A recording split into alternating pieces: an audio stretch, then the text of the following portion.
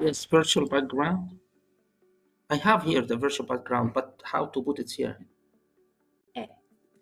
Where is add? Virtual background. I have here the virtual background, but how to put it here? Where is add? Virtual background. I have here the virtual background, but how to put it here? Where is add? Virtual background. I have here the virtual background, but how to put it here? Where is add? Virtual background. I have here the virtual background, but how to put it here?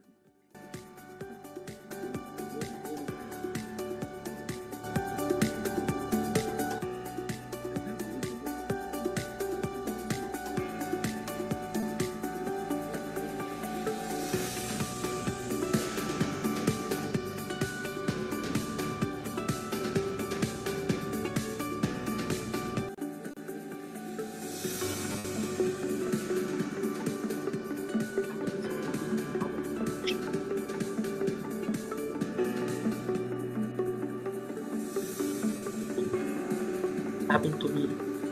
Start video. Instead of used by other application. Happened to me this problem. And should I happen to me? Start video. Instead of used by other application. Happened to me this problem. And should I happen to me? Start video. Instead of used by other application. Happened to me this problem. And should I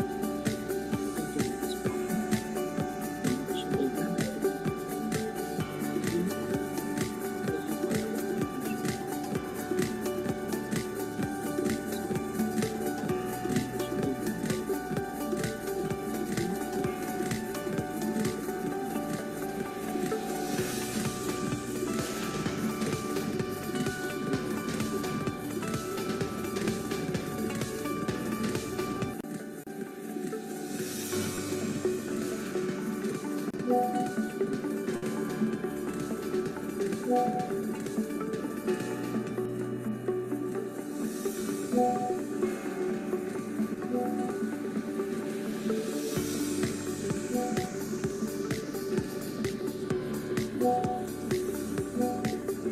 me?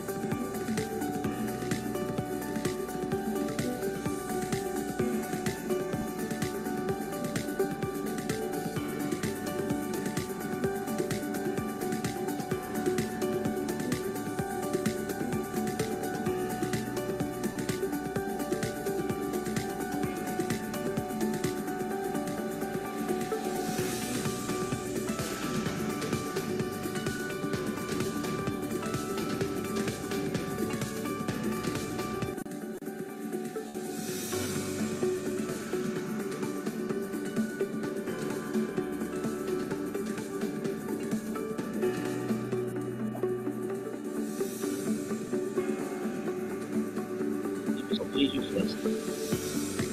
Then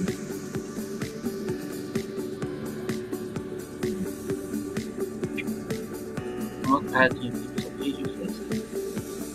Or I just put this one.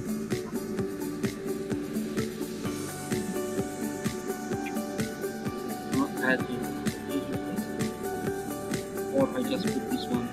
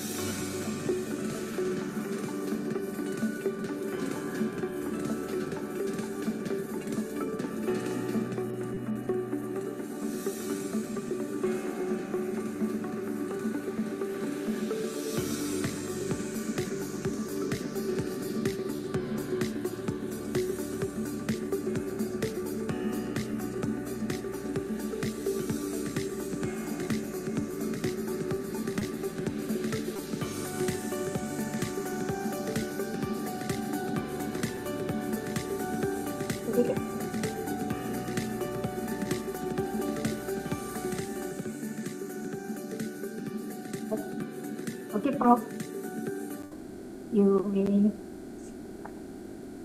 the webinar session.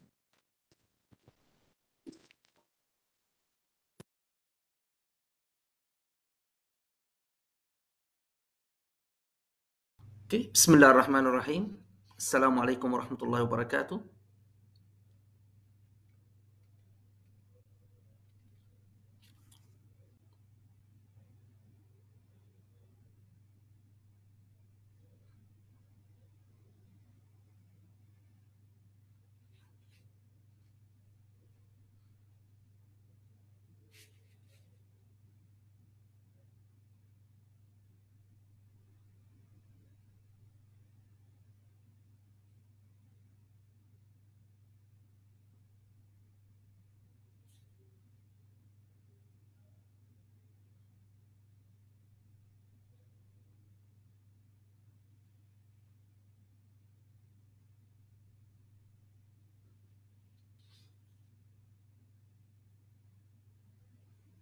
Bismillahirrahmanirrahim. Assalamualaikum warahmatullahi wabarakatuh. I'm very happy today to welcome you to our ICA webinar series number 8, Bioeconomy, Food Security, and Health Life. My name is Professor Hisham, Director of ICA Bago. And today we have a very special session with our honorable speakers, Assistant Professor, Chemist Dr. Muhammad Shirwan Abdullah Sani. He is currently Assistant Professor at the International Institute of the Halal Research and Training at the Islamic International University, Malaysia. He holds his PhD in the Halal Products Science from University Putra, Malaysia, and appointed as a Deputy Dean for Postgrad and responsible for research in the Halal Research and Training Center in International Islamic University. His research is focusing on the halal authentications methods and development of the new halal ingredient, development of the plant-based preservation, and detecting of the non-halal contaminants through multivariant data analysis. He is also the halal audit and consultant for the multiple countries such as Japan, South Korea, and Taiwan. He is also certified uh, trainers in the Halal Assurance System by the Department of the Islamic Development Malaysia, JAKIM, and the Human Resource and Development Fund, HRDF. Additionally, he was served as the Halal Laboratory and Testing Trainer in COMSAT's University Islamabad, Lahore campus, Pakistan. It's a great pleasure and honor to having you with us today, Doctor. But to having a very good webinar, we should have also a very good moderator. The moderator of today is Associate Professor IR Dr. Dayang Nurul Fairuz Abang Zaidel. She is currently lecturer or associate professor in the Department of the Chemical and Environmental Engineering at Malaysia Japan International Institute of Technology, and she is also our research fellow here in ICA Bago. And she is associate member for Institute of Bioproducts Development as well, an active member in the Wellness Innovation Technology, COHZA, and she is a chartered engineer certified by Institute of the Chemistry, ICHEM, UK, United Kingdom, and she is a professional engineer registered by the Board of Engineering Malaysia. She is a very known expert in the food processing technology, food rheology, and food nutrition, and green technology, involving enzymes and different types of the probiotics and different effective microbes used. Unknown caller. She has many publications, more than 70 articles in indexed and non-indexed journals, 13 book chapters, and presented in more than 50 international conferences. With this, I would like to say thank you very much for our speaker and moderator for today, and wish everyone to enjoy our webinars of ICA. Thank you.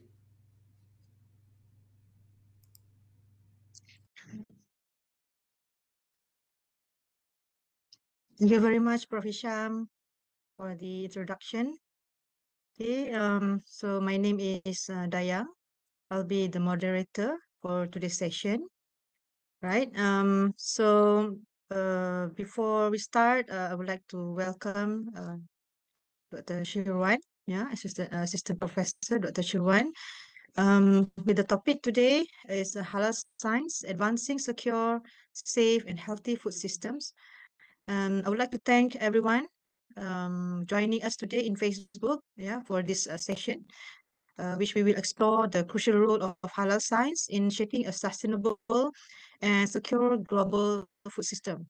Right, and then we can learn how this research and technological advancement contribute to the safety, authenticity, and quality of halal food products, ensuring they meet ethical, health, and regulatory standards. Right. So without further ado, I would like to invite Dr. Shirwan to start with the session. All right. Assalamualaikum warahmatullahi wabarakatuh, everyone. All right. Sorry. So thank you again to our moderator, Dr. Dayang, and first and foremost, also thank you very much to Prof. Hisham. Thank you also to ICA, UTM Pago, for inviting me for this session. So this topic for today is halal science for secure, safe, and health food system under the ICA webinars by Economy Food Security and healthy life, right? So thank you for the brief introduction about myself. Okay, so a little bit explanation. I would like to add a little bit because previously, before joining my institute, International Institute for Halal Research and Training, I was a former chemist for Department of Chemistry Malaysia, where I become the expert witness for court cases. So one of the sample that we received was a sample from custom and sometimes related to halal. Sometimes lots of sample related to skins, where we want to know whether the skin or any type of gelatin, for example, are they coming from the animal or halal animal source or non-halal sources. So bringing that experience and some knowledge, so I serve at the institute, my institute for 8 years now. So inshallah, I would like to share with all of you related to this topic. And beside of that, a little bit introduction about my institute. So my institute is located within IIUM in Gombak. So we are International Institute for Halal Research and Training. Yeah, we call it INHAT. So usually we call or we inform our participant who join our training, for example, why we put it in INHAT. So we hope that every teaching that we share to all the participants, to all the students, will remain in your heart. Okay, similar with what ICA actually been collaborating with INHAT previously. So we collaborated in conducting workshop in ICA. So we hope that we can proceed with other collaborations lah. Okay, so beside of the training, we also conduct consultancy. We also conduct a research, especially in my field, authentication and census. Okay, and then related to academic, we also have PhD, masters in science and also social sciences. We also have bachelor in halal industry management. So for those who like to have a degree in halal, we offer at IIUM. Okay, so please visit our place, inshallah, if you have time later. Okay, so let's go to this topic about the halal science for secure, safe, and healthy food system. Okay, let me go for here. Right. So why halal science matters today? So especially when now Malaysia is one of the leading country that emphasize or that coordinate halal matters within Malaysia. Okay, beside of us, Malaysia, we also have other neighboring countries such as Thailand. We also have definitely Indonesia, one of the biggest or highest number of Muslim in this world. Okay, and then we also have Singapore. But Malaysia started halal-related activities, I think, since 1970s plus, where during that time we imported beef or even animals from other countries. Sometimes we import from Brazil, New Zealand, even Australia. So because of that, we start the activities related to halal, where during that time Malaysia issue halal certificate. Okay, but during that time it's not only it's not about JAKIM purview, but there is an entity that being appointed by our Prime Minister Office to conduct the halal related activities. So when we talk about halal science, so the objective about this topic is to explore how halal science contributes to a resilient and sustainable food system. We will look later about what type of food system that looking for and what are we looking forward when we say about the halal system itself.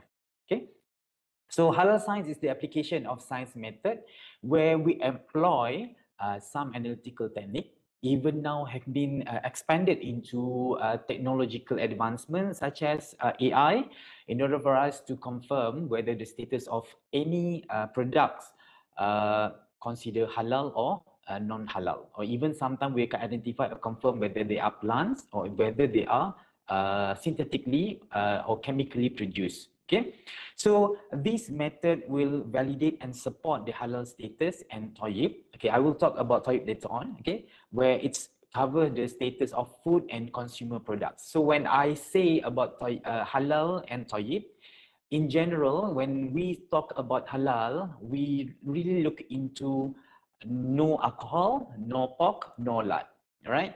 But we have to take note as well, in our Al-Quran, halal and another term, we call it toyib, or we call it toyiban, comes together. They are, we call it in Malay, kata majmuk, a combined phrase where halal and toyib comes together.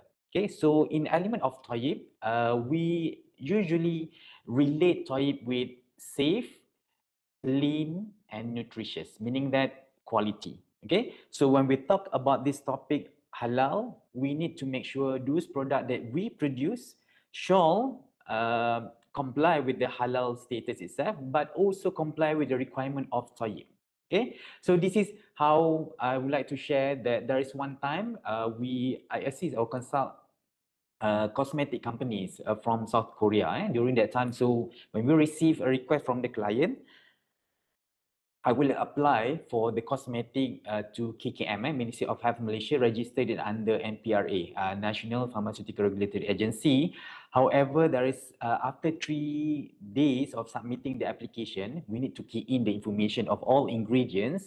We receive an information through email, but the application that we applied during that time was rejected. What the reason is? There is one time that I recognize that even though I'm a chemist, registered chemist, I forgot to really look into or investigate the detailed ingredient. There are 3 ingredients in the cosmetic from South Korea that we plan to bring in Malaysia, was falls under Poison Act 1941, if I'm not mistaken, meaning that they are drugs which is considered as poison, okay, which is not allowed in Malaysia.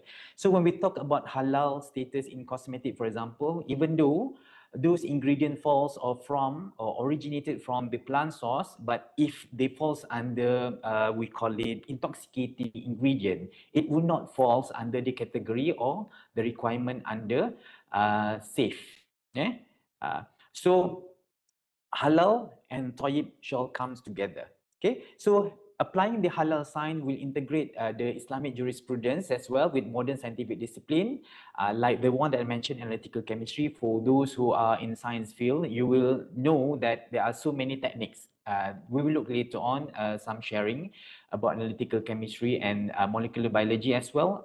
For example, you have DNA testing, okay, biotechnology in producing new products, okay, and also data analytics. So this is a data analytics that one of the field that I combine or share with ICA, where we will conduct some workshop later on. I will share the poster at the end of the sharing session.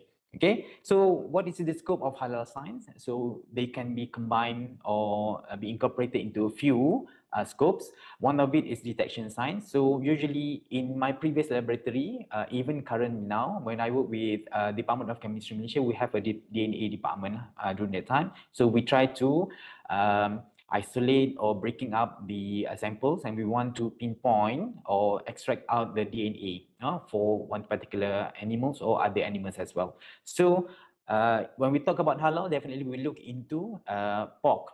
okay? But other animals as well can be identified, especially those animals in certain countries which is they are allowed to be consumed. For example, we have tigers, okay? So those animals as well, we can try to detect using the DNA technique. Okay, some of them, they go beyond the DNA, they go to sequencing. Okay, so this is also another way or another approach to do detection science. Beside of DNA, if you have samples like the cosmetic, which is made from oils, oil phase, okay? So our hydrophobic phase. So FTIR, Fourier transform infrared, and also GCMS, gas chromatography, mass spectrometer can also become one of the technique that can be adopted. Okay, so when we talk about detection sign, in order for us to know which technique is the best, I will divide them into certain techniques. For example, if we have a protein-based component, okay, such as amino acids, you have meat samples, for example, and then it falls under protein profiling. Okay, if you look or you have or you receive a sample came from cosmetics, for example, or cooking oil, definitely you can look into fatty acid composition. And the last but not least, especially when we talk about halal, we might encounter some sample that fermented naturally. For example, we have tapai, okay? We have kimchi, for example, in Malaysia now. So those fermented products will produce alcohol, okay? So, and in Malaysia, if we want to sell those kind of fermented drinks as well, we will look into how much the alcohol allowed in the food. Okay, so for example, 0.5% on the fermented drinks, for example. Okay, so having this alcohol detection, we will use also GCFID, gas chromatography flame ion detection. Okay, this is one of the technique. Then, when we talk about this halal science, it will incorporate to assist the halal assurance system. In Malay, we call it Sistem Jaminan Halal. So in halal assurance system, we have to make sure the ingredient that we purchase from the raw material until to the end of the production shall comply with halal requirements. One of it, that's why we call it, we have halal built-in system.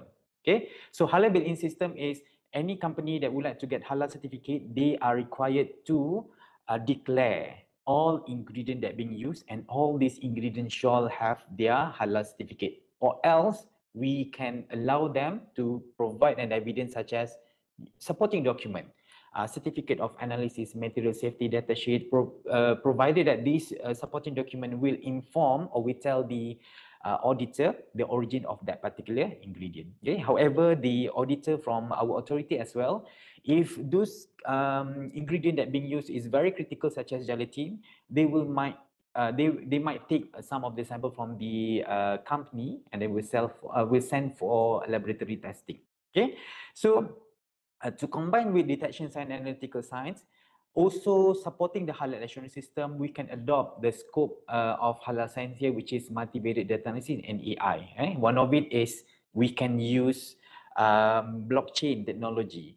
Okay, so using this technology, they can predict, or it's not only predict, we can pinpoint or look into on the possibility of counterfeit, for example, in sample, or even food fraud in this in the samples that we purchase.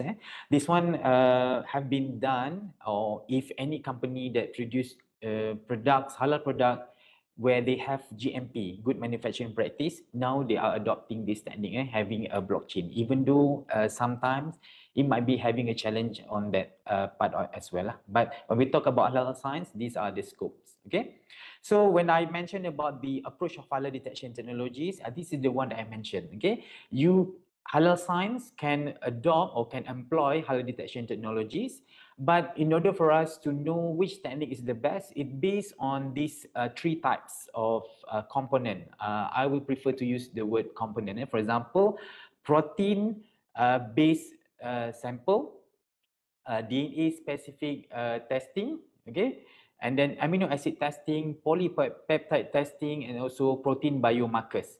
Okay, so this is under protein based. If you have oil-based sample, you can use functional and fingerprinting and also fatty acid metal ester technique. Okay, so if you have functional and fingerprinting, we can use FTIR.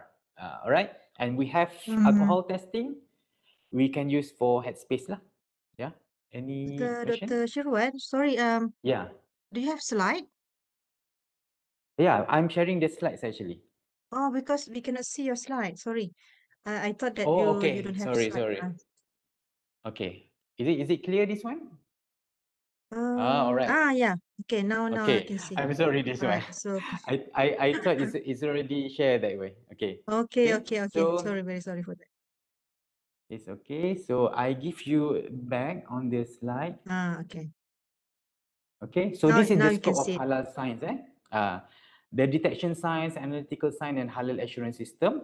And then when I mentioned about the detection science, this is one of the example. Okay, this the original sample or actual sample that we received during COVID actually. There is one client requesting that can we identify the lard in the balm, macam Vicks tu lah. Okay, so we try to do an analysis and we able to proceed with the analysis, but we have the control lah. So you can see here using a different primer. This one is more generic one, 12S primer. This is for we call it vertebrate samples. So meaning that if you have B here, B is for bovine, C for cow, M for mutton, P is for pork. So you can see there are bands here. Okay, so we support the result of the we call it vertebrate. We conduct another test using DNA technique where we employ these porcine specific primer. Okay, so only pork that bands will be eluted. So you can see S1 and S2 here is actually or are actually samples. So there is no sample from this. We call it bomb lah. Okay, so when I mentioned about we call it sample testing related to halal science, sometimes we feel a little bit funny because we receive so many type of samples when the awareness of halal in Malaysia are quite high.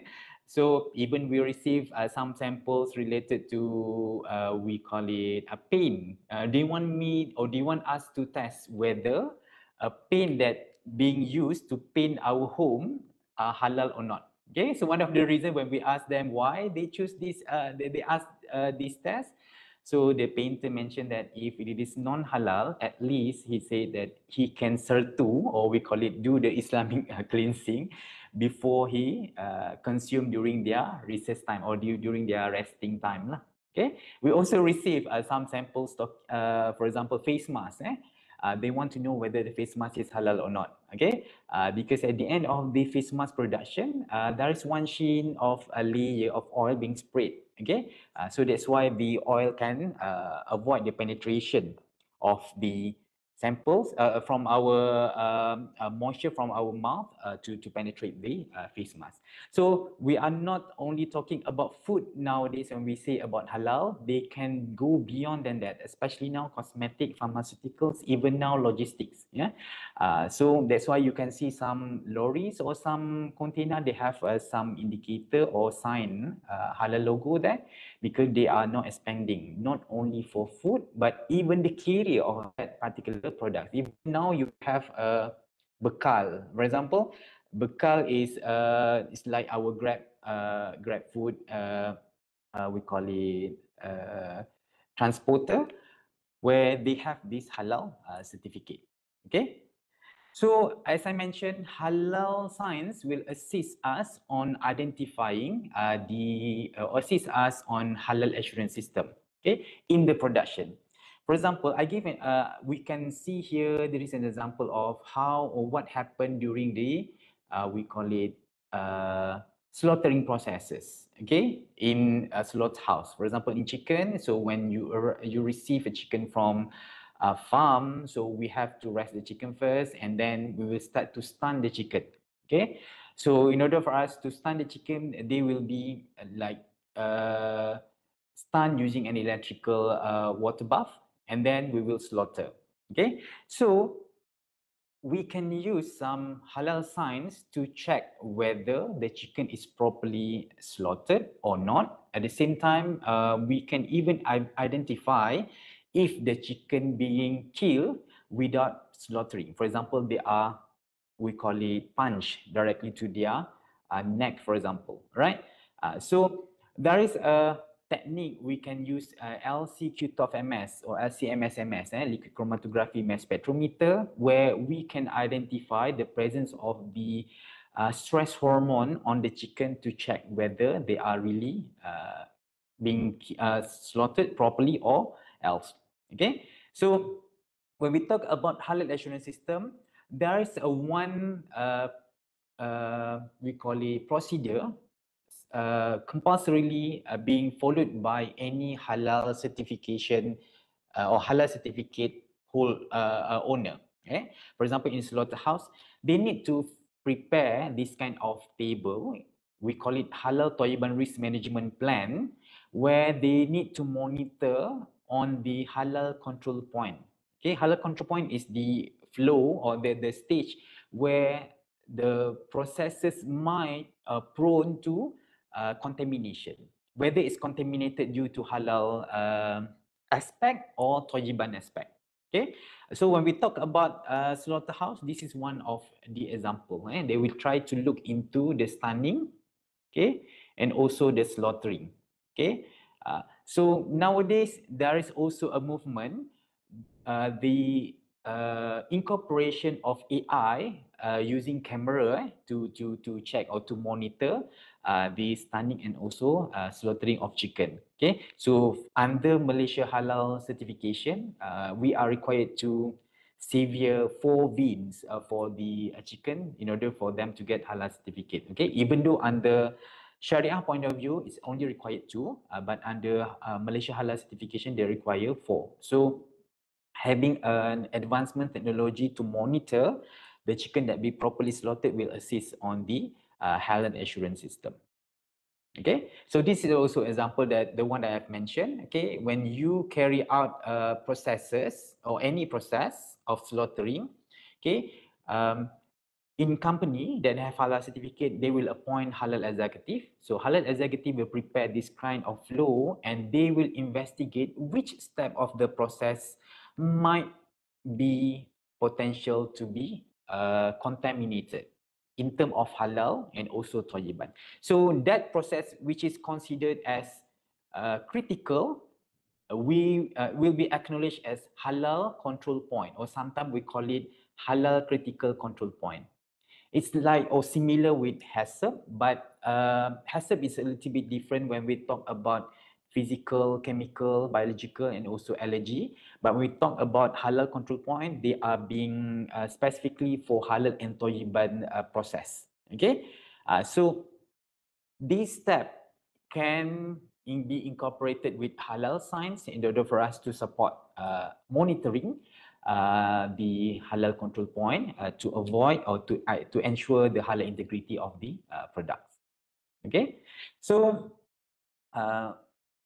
as I mentioned, another scope of halal science is multivariate data analysis and AI. Okay, so this is an example that we analyze. This is for gelatin samples. Okay, we can take samples from our client, for example, in-heart receive client sample. So we conduct a testing. This one, they have a gelatin. So in Malaysia, if you have a gelatin as your raw materials, so usually our auditor will go during an audit, they will take some sample for database purposes. So one of it, and then they send to laboratory. So we collaborate with JAKIM laboratory, we call it MyHack, Malaysia Halal Analysis Center at Bandar Anstak. So they analyze with HPLC, for example, and we analyze 17 amino acids from there. We carry out multivariate data analysis, or sometimes we call it a chemometrics. Okay, okay. This is an introduction of machine learning. Okay, so from here you can see here, B is for bovine. Okay, F is for fish. P is for porcine. Okay, and in the middle here, we just take one sample from carrageenan. Carrageenan containing some amino acids, but they are from plant source. Okay, some of them are from seaweed. We take it, so you can see some animals or animal sources, they can be located on their specific location. Okay, bovine and also porcine, they are located together because both of them having similar characteristic because they are mammalians compared to fish. Okay, so you can see in the between bovine and porcine here, this is a sample that we test containing bovine and mixture with porcine. Meaning that haram ingredients lah. Okay, this one is haram. Okay, this one is halal lah. Okay, so when you have a mixture of it, so that's indicate some of the gelatin are actually haram because they are mixed.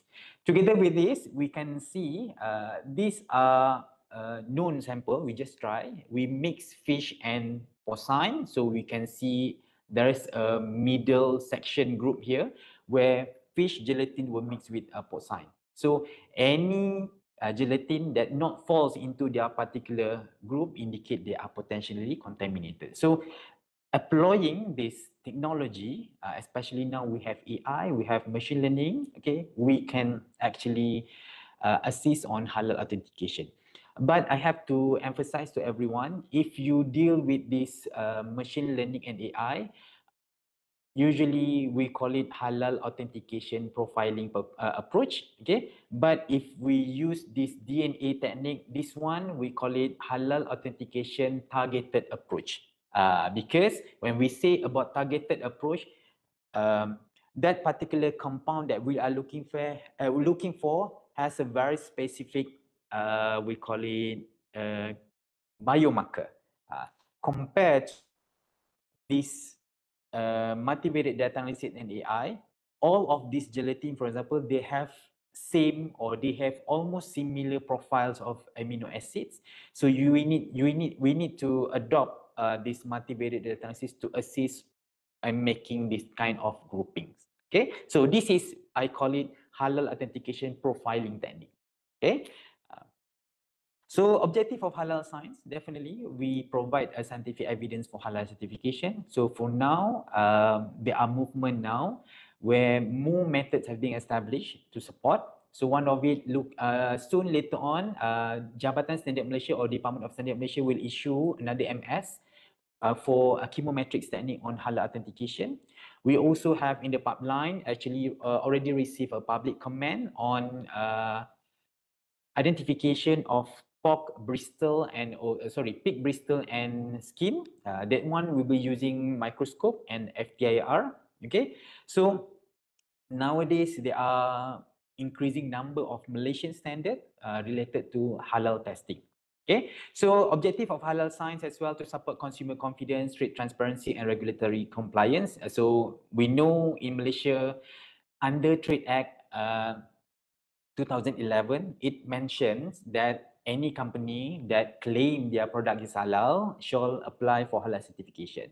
Okay, and if we look onto the halal certification requirement, Malaysia now is moving forward to have lab testing to support the halal certification. But if we compare to other countries such as Thailand, Thailand has initiated earlier than that where they have halal science center. So any halal certification application is required to submit their or send their sample for lab testing first. Okay, if they found non-halal ingredient, they will evaluate or relook into the traceability system in the premise. Okay, to confirm whether the presence of non-halal ingredient or component was based on we call it a deliberate introduction or maybe just cross-contamination.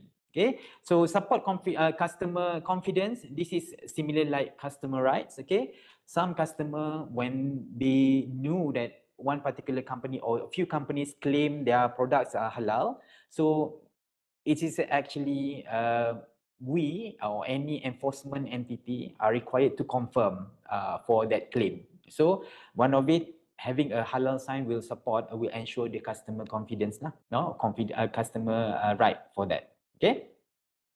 And then when we say about halal sign as well, we have to take note that halal sign is not only for authentication purpose. You also can identify or to assist you on knowing the nutritions of the products. Okay, so we will look later on talking about this. Okay, so in halal signs, it will be incorporated in the whole food system. So food system related to the food consumption, or even other cosmetic and even pharmaceuticals as well. Okay, it will include the list of system. One of it starting with our agriculture, okay, and then goes to into production, packaging of the product, transporting of the finished product to the consumer, and then go to marketing and also waste disposal. We will look into later on that why halal is not only talking about the production. Okay, there is some evidence some company have halal certificate but doesn't really uphold the halal integrity concept.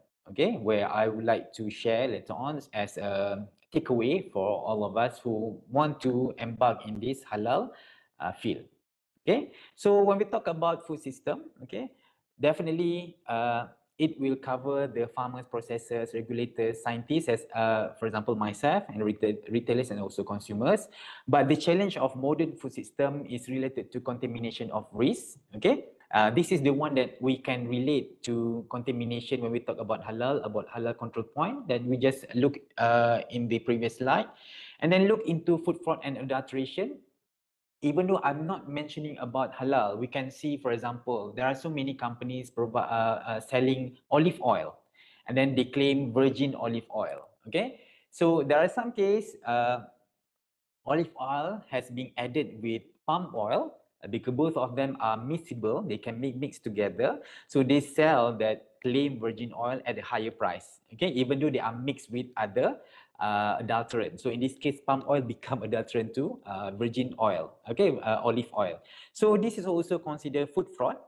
And when we talk about halal and tayyib, once you claim it's olive oil, it shall be olive oil only. So when you mix with the ingredient which is not as you claim, that is falls under integrity. So when we selling product outside of her integrity manner, so actually it violates the concept and halal tayyiban itself.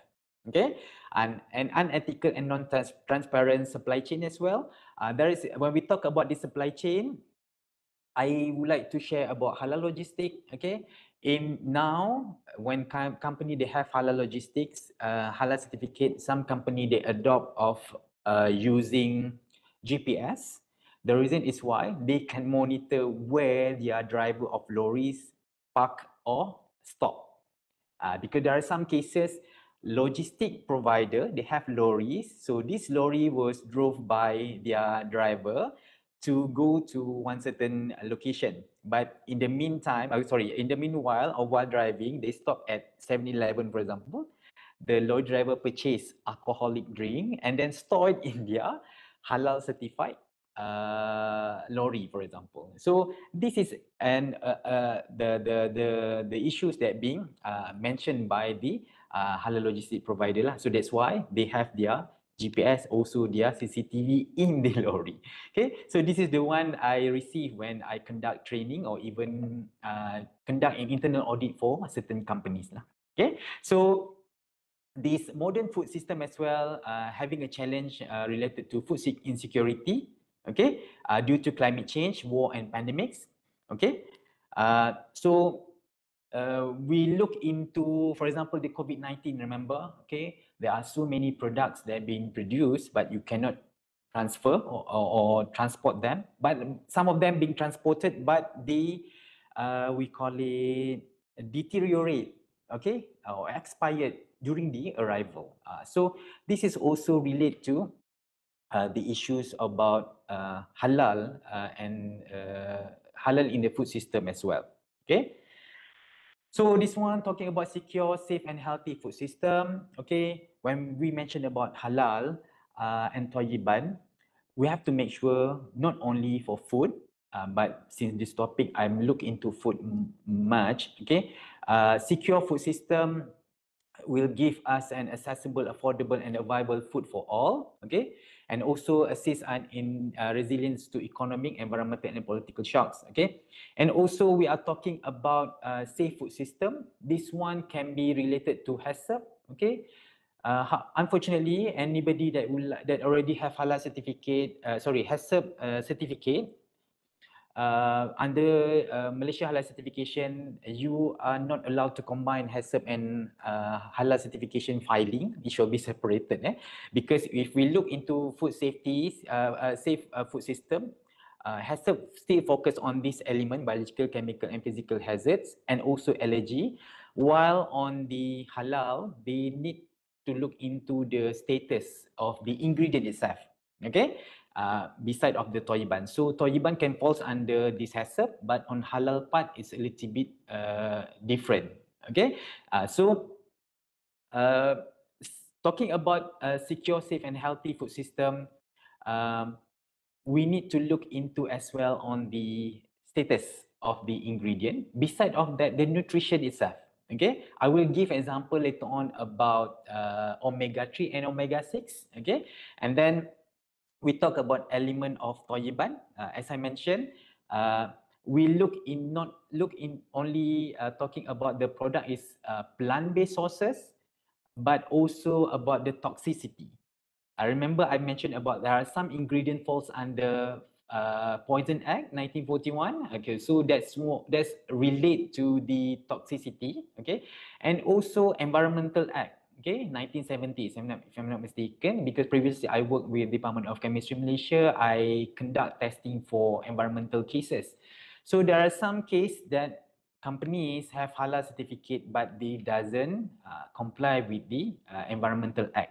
Okay, so Toyiban element is very important now, where when we talk about industries, in order for them to achieve halal, selling halal products, they are achievable, but sometimes element of Toyiban being ignored. That is why some cases you see some restaurant, they have halal certificate, suddenly they receive or their halal certificate was retracted or sometimes suspended. Yeah? We can see example, okay, there is one premise, I think we can talk here. It's like secret recipe. There is one time, okay, because of the cleanliness, okay, that's relate to the violating of the Toyiban element, okay.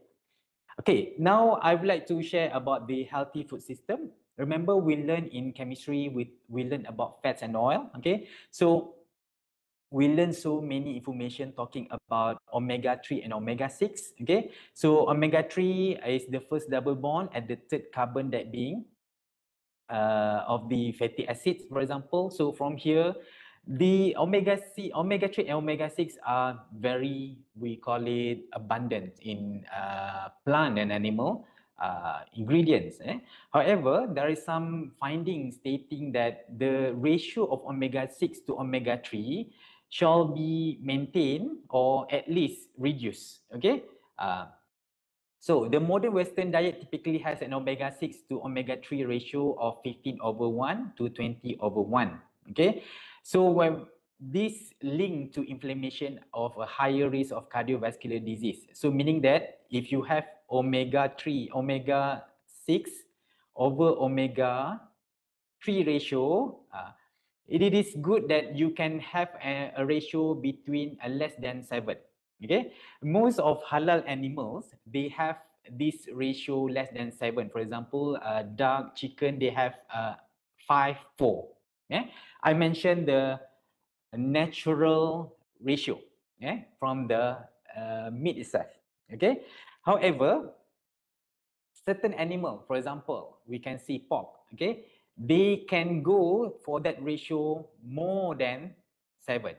It can go up to 29. So this is what we can say relate about the why scientific finding talking about promoting halal meat, for example. Okay, However, there is some participant when I share this, I think this just from my previous reading and testing, because I conduct a fatty acid analysis as well.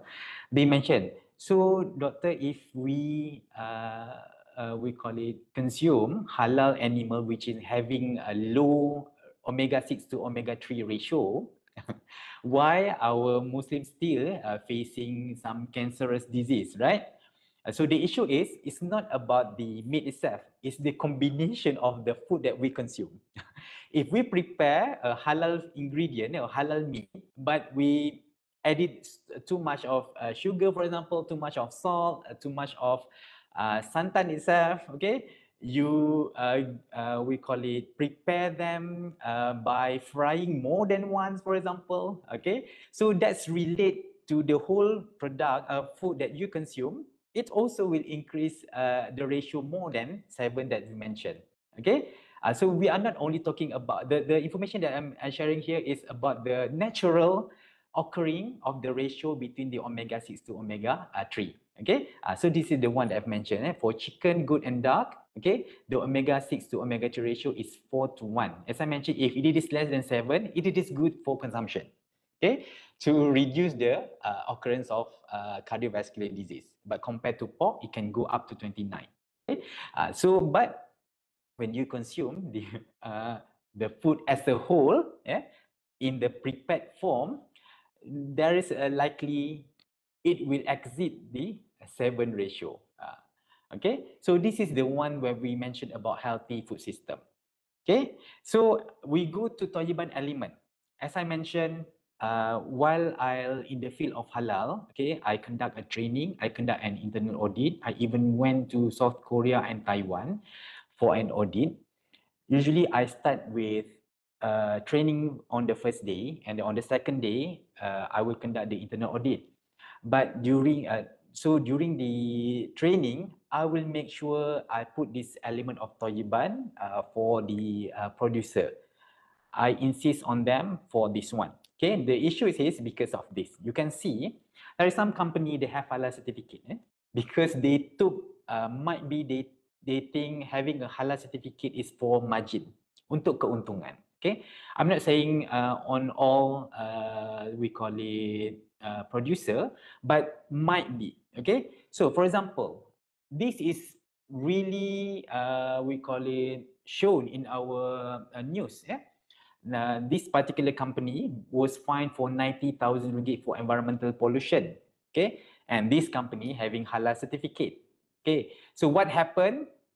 So this judge already during we call it a trial. Okay, this company actually their effluent was not treated. Okay, and then it we call it exceeded the BOD, biological oxygen demand, and also COD standards in Malaysia. Okay, under this regulation 11B lah, environmental quality regulation 2009. So this is the one that we would like to promote to industries. You have a halal certificate, but please do not make sure the halal and Thayyiban element shall go beyond than the product itself. Okay, because all this effluent will go directly to our rivers, even though we know that the rivers, when you have pollution, it will be diluted. But when you exceeded the some limit that being stated in our rules and regulation, it might cause some environmental health and even also the issue of health issue to the consumer later on. Okay, another example that I would like to highlight. Okay, this is the one that because I was expert witness for court case in Department of Chemistry previously, I have able to find this access. Okay, I investigate company that have halal certificate but also was being called in trial for court cases, especially on environmental pollution. So one of it, this is company. I will not state, so you can read that one. So this company failed to comply with the release of their discharge. Yeah. So they was asked to pay 55,000 ringgit. Okay, this company, as far as I know, they have palm oil products, perhaps cooking oil lah. Okay, and then we confirm with the JAKIM Halal Directory. they have halal certificate. During this time when I prepare these slides, actually is quite, I thought for a student on the topic halal consumerism, we are not only to promote that produce halal products, but at the same time, please taking care of the environment. Okay, so this company also have halal certificate. I didn't check the latest halal certificate that they have, but during that time, okay, they have halal certificate, but they polluted the environment. So this is the one that I would like to inculcate to any industry. So usually I will conduct a training first, telling them, please do this, do not jeopardize the name of halal. All right, so this is the one that I emphasize. So as a conclusion, okay, halal science for secure, safe and healthy food system. Again, thank you to ICA for inviting me. So we can employ halal science for detection and authentication. As I mentioned, there are so many ways doing it, and there is a movement about developing new, more halal certificate, halal authentication techniques. Okay, these halal science can assist us on ensuring halal assurance system, or we call it system jaminan halal, also supporting the monitoring system in halal control point, okay, and then prevent the cross-contamination, ensure the sustainable and target product development, okay, for example, since we know those products that we have in the market during the pandemic can be, we call it damaged because of the travel restrictions.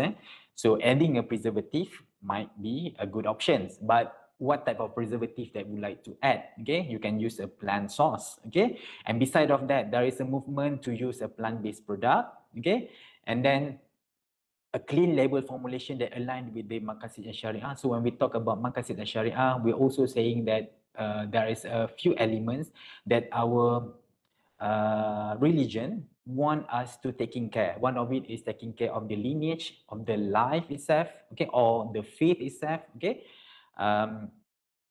The wealth also to be taken care. So having this halal sign can assist on complying or achieving this Maqasid and Sharia. And then adopting halal sign with the latest technology, we can use the blockchain and AI to assist us on the ensuring the ingredient that being used are really halal certified. Remember, we have an issue of cattle meat, I think a few years back, okay, as if they create another line of, we call it supply chain for that particular meat. So because of, if you have a halal chain that using a blockchain, so that will assist us on ensuring it's using this the only verified supply chain. Okay, but as I mentioned, still in the baby step, I think baby stage, meaning that looking forward into that, because this blockchain as well quite be expensive. Yeah, and the last but not least on strategic benefit. Okay, when we say our product is halal, make sure it ensuring or giving the consumer the trust that they look into.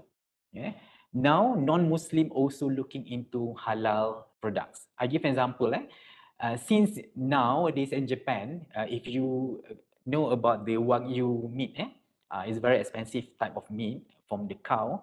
So nowadays, the slaughtering activities for that Wagyu meat being slaughtered according to our halal slaughtering technique, because we able to reduce the contamination or oozing out the blood from the cow itself, so we can reduce the growth of bacteria. All right. And then the strategic benefit also will ensure the safety and traceability of and quality of the product. And the last but not least, make sure it will assist us on ensuring if any of halal products that being developed, it should also ensuring the Toyiban element to be in place as well. So this is the one that we can say about this topic, halal science. Okay, so I think this is the last but not least talking about this topic. I would like as well to share. I collaborated with ICA UTM Pagu for this multivariate data analysis. We did it last year, so this year we're going to do it. And this month, I'm going to teach about how to analyze phytochemicals using HPLC. This is the first time that I'm able to conduct this training for HPLC because there is one time for 5 years, the HPLC in our institute was not in a good operation. They have a conflict between the modules. So last year, I'm able to repair that machine myself, but I'm using ChatGPT. Okay, ChatGPT is very good. I'm using ChatGPT, even though they don't provide us the correct way, but they assist a little bit until I'm able to repair the machine, and the machine is a good operation now, so I can offer this kind of services and as well a training for the participant or the client that sends sample to InHeart.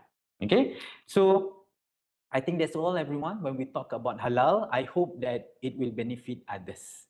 So, Dr. Dayang, I think that's all from me. I give back the floor to ICA. Okay. Thank you very much, Dr. Shirwan, for excellent sharing on this halal topic. I believe there are a few questions from the audience, which I will read from Facebook, from Dr. Siti Nur Azlina. Okay, one question is that, is there any initiative to standardize halal testing protocols across different halal laboratories in Malaysia to ensure consistent results? Okay. Halal testing. Alhamdulillah. Okay, I answer one by one, Doctor. Okay. So Alhamdulillah, this initiative have been conducted by Department of Standard Malaysia. For example, when I mentioned about the gelatin samples, when I introduced, my team from the JAKIM laboratory, they introduced to conduct gelatin testing using HPLC. So when we propose it into Jabatan Standard Malaysia, and Jabatan Standard Malaysia appoint a few laboratory to receive some fund. During that fund, everybody receive the same sample, and we conduct a laboratory we call it inter-laboratory testing. So from there, we develop the Malaysian standard. So the initiative is already there, but if we want to streamline the whole thing, we need to go to Department of Standard Malaysia, propose that method. And if that method only being employed by one laboratory, usually the committee will ask for from the government to give some we call it financial assistance for other labs to do the same test or develop the same test, even validate and verify. So from there, we can combine together and then prepare the Malaysian standard for that particular method. So that is the answer. Okay, all right, that's good to hear that. And the second question also from Dr. Siti Nur Azlina. Okay, given the increasing complexity of food ingredients and processing methods, laboratory testing seems crucial for detecting hidden non-halal elements. What are the reasons behind JAKIM not making lab testing a compulsory step in halal certification, and are there plans to make it standard requirement in the future? All right. Almost the same. All right. So actually, I was appointed by JAKIM to be the referral panel. So I visit their laboratory. So for now, JAKIM already make it compulsory for certain ingredient, especially the fermented drinks and also gelatin. And then from our discussion, so JAKIM are looking forward to increase the number of the methods to make it compulsory for the testing lah. For now, I think they are moving towards that. It's just that some of the lab testing or the laboratory might not have all methods are ready for certain ingredients. So in Malaysia Halal Management System, there are 6 critical ingredient that being highlighted by JAKIM. So they are looking into this or focusing on these 6 particular ingredient only for now. One of it is fat and oil, protein base, alcohol, I think bacteria, one of it, and there are some more of the ingredient. Kulit and also Bristol, skin and also Bristol. So JAKIM are looking into that particular ingredients, critical ingredients. Okay, Yeah, Doctor, because I think now there are a lot of food being processed and a lot of different ingredients, which I think it will be quite challenge for detecting different ingredients for halal, isn't it? And also tayyib, not only halal but tayyib, right? Okay. Right. So the next question is from Mira Liz. Okay, doctor, could you please comment on the issue regarding catfish, which is ikan keli, being raised in unhygienic environments and fed with questionable substances, yet still being sold in the market without proper labeling of halal verification? Is the fish itself considered halal? Ikan keli, doctor. Okay.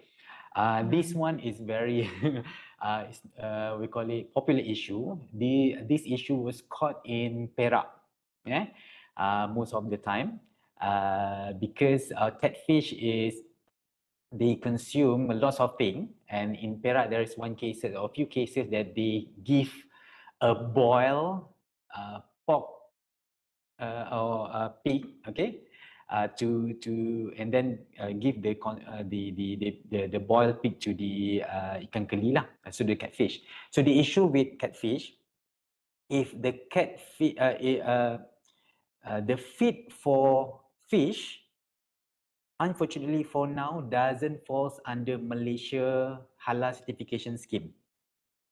Because it's indirectly contact to us, okay. But this kind of animal that being fed with non-halal source, we call it in Arabic al-jalalah, yeah. So this animal shall be quarantined first, usually 3 days at a clean environment before being can be consumed, yeah, can be sold to the consumer, okay. But provided that it shall be quarantined in 3 days. But a new fatwa mentioned that if the catfish was purposely given with the haram sauce, it's considered haram for consumption. Okay. In the case of, for example, you have a pond of catfish, suddenly there is a pig running away on their own effort, they falls into the pond, the catfish feed on the pop, so that is considered allowable to consume, but the catfish shall be quarantined first for 3 days. But if it is purposely given the pork, so that is considered haram for consumption.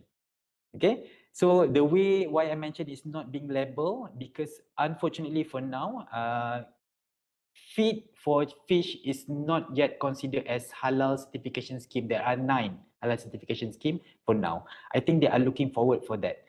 And then I conducted laboratory testing for fish feed with UPM, and we able to differentiate fish feed containing different source of ingredient in their feed lah.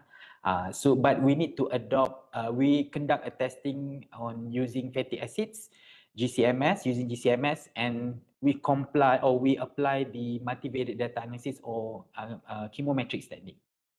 So doctor, that is the answer for that Mirali's question. Okay, interesting. Okay, there's I think 2 or 3, 4 more questions, doctor. Okay, then the fourth question is, may I know in terms of enforcement, is Thailand more advanced or more forward moving compared to Malaysia when it comes to halal enforcement? Oh, okay. For halal enforcement, definitely Malaysia. Oh, okay. Yeah, halal enforcement, definitely Malaysia. But what I mean of halal testing, in Thailand, they make it compulsory before applying halal certification. Wajib buat lab testing before halal certification. But in Malaysia, only on critical ingredient making compulsory.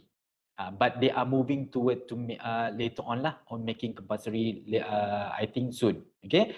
But when we say about halal enforcement, Malaysia is the first. Among all those states in Malaysia, Johor is the most strict. All right. So those siapa yang buka kilang dekat Johor tu, dia akan strict sikit lah dekat sana. Okay, this is So based it on depends my clients on lah. the negeri punya ni, doktor.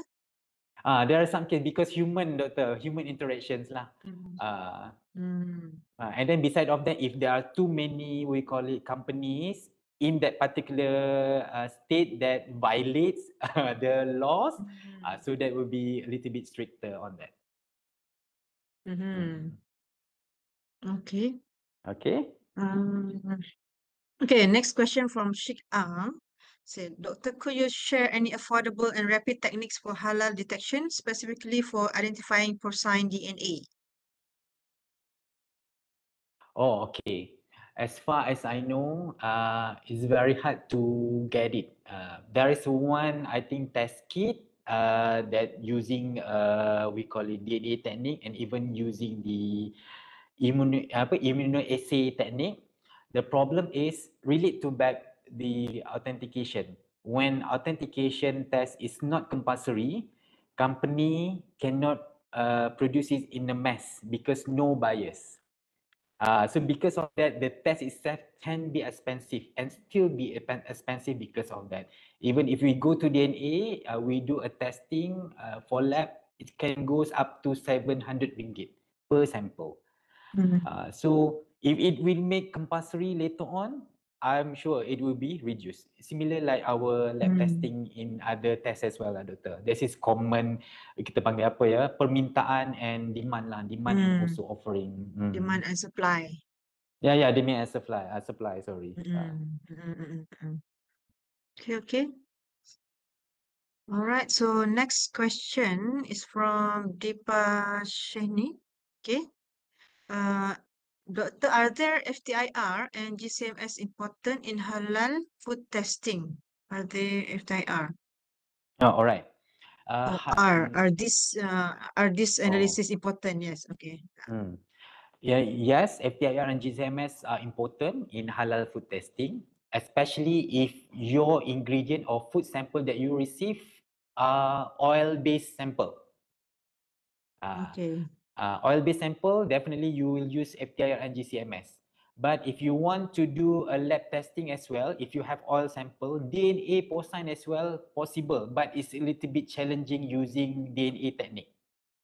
So this is you have to know where to use now. Okay, so different samples types, it needs different analysis techniques. Yes, correct. Okay. All right. So one question from Zulaika. Are there any existing applications of nano fertilizers or nano delivery systems in halal agriculture within Malaysia, particularly those aimed at reducing chemical usage while maintaining compliance with halal standards? Fertilizers. Oh, okay. So fertilizers also falls the same issue with fish feed. Currently now, I think the technology is there, but because it's not falls under the 9 scheme of halal standards, so that's why they are not being required or be part of the pipeline of regulations lah. When we talk about halal. Okay. For now, for now. Okay, for now. All right. So no, not yet lah. No halal standard yet for fertilizers. Yes, correct, doctor. Okay. Okay. Next question from Dr. Azlina. That if the fermented food contains 12% ethanol, can it be considered halal? No, okay. Let's talk about two concepts. Halal Sharia point of view, halal certification point of view. For Sharia point of view, actually fermented drink, a fermented product, which is the fermentation producing alcohol is occurring naturally, actually we can consume, no problem. But we know when it is high, it's become too sour. Sangat masam lah. However, for halal certification, if you have that fermented drink to be applied as halal certified, they put a requirement to be less than 0.5%. If more than that, you will not get halal certification. So that is the difference. Halal certification process and halal Sharia point of view. Okay. So meaning Ya, so apa tapai itu kita boleh makan lah, tapi kalau Boleh nak je. dapat certification mungkin agak susah ya.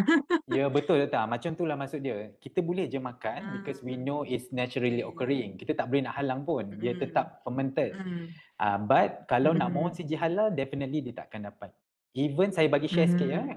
Kita ni kan bawa OIC countries.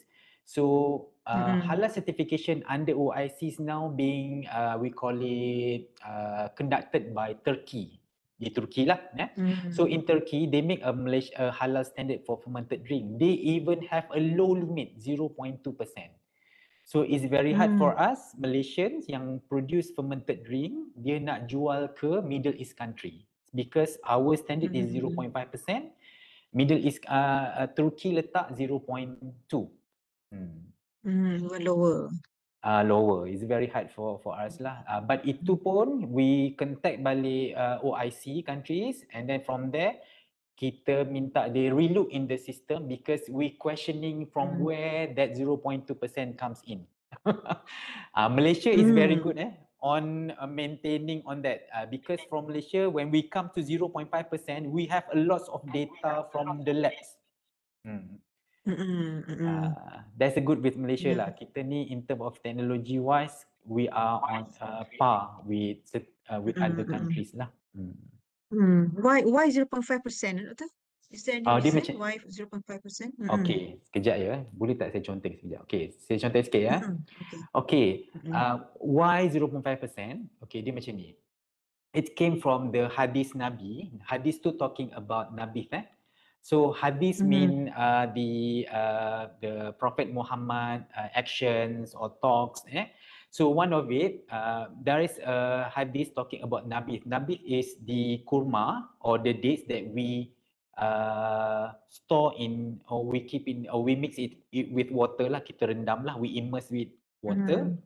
So the hadith mentioned after this nabif being stored or mixed with water, after 3 days, do not consume that. It's considered alcohol. So our researcher, I think his name is Dr. Aizat. He's from INHAD right now, working with INHAD. So what he did in his master or PhD, I think, PhD. So during the first day, yang ni dia run guna GCMS using Headspace, they carry out the detect the percentage of the alcohol. Ni day 1, 0.1%. So and then day 2 and then day 3. So during day 2 ni dia dah jadi 0.2 contohnya. And then bila they reach day 3, they reach 0.5. So dalam calibration ni kita boleh tahu pada hari ketiga ni dia dah reach 0.5. So we know after 4th day dia dah exit 0.5% ni. So macam mana fatwa comes in, this come from here lah. So we bring this information to Majlis Fatwa Kebangsaan. That is how it comes to be 0.5% for fermented drinks. Okay. Alcohol here we call it ethanol lah bukan alcohol yang lain lah. So far ethanol here. So this is how our bring science to Syariah lah lepas tu. Yeah, it must be some evidence comes together. Correct, betul. Alright. Yeah, I think that's all the questions from the audience.